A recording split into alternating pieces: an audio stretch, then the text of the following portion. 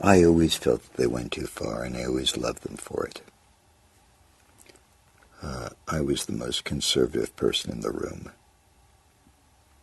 And whenever they would come up with these concepts or ideas, and just kind of run them past me, because I'm basically a child of the media and I know how these things are interpreted, I would say, well, maybe if we kind of tone that one down just a little, just take it down a notch. The two of them would stare at me. So, well, perhaps you should do it your way. And of course they would, regardless of what I said. But do I think that they went over the... Well, they did. Thank God that's the reason we're talking about them. Thank God they didn't water it down or modify it. At the end of the day, when the final book is written, and the final statements are told, and this all becomes folklore, in my mind and in my heart, the fundamental, simple message was, give peace a chance. That was the most profound political contribution to the 20th century.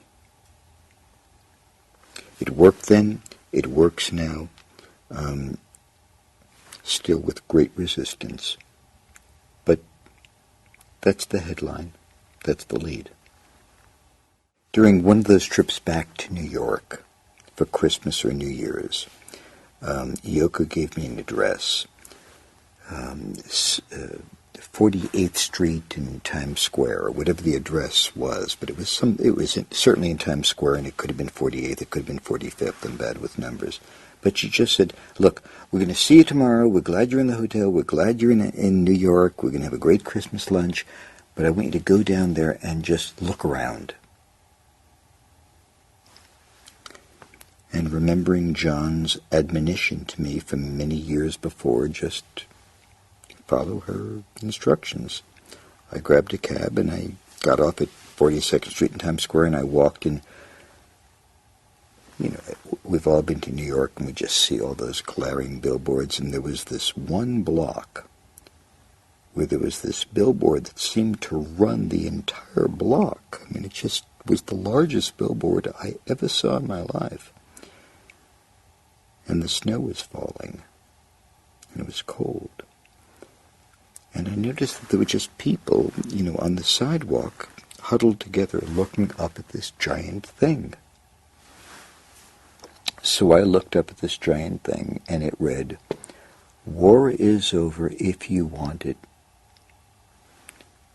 Love, John and Yoko."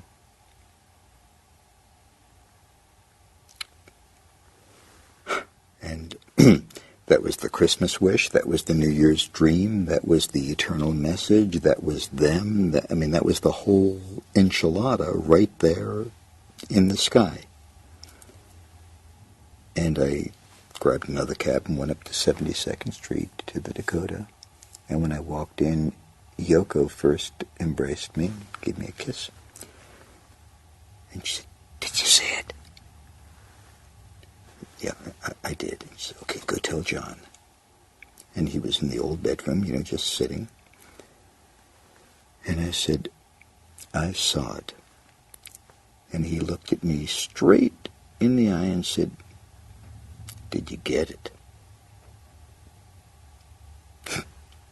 I got it.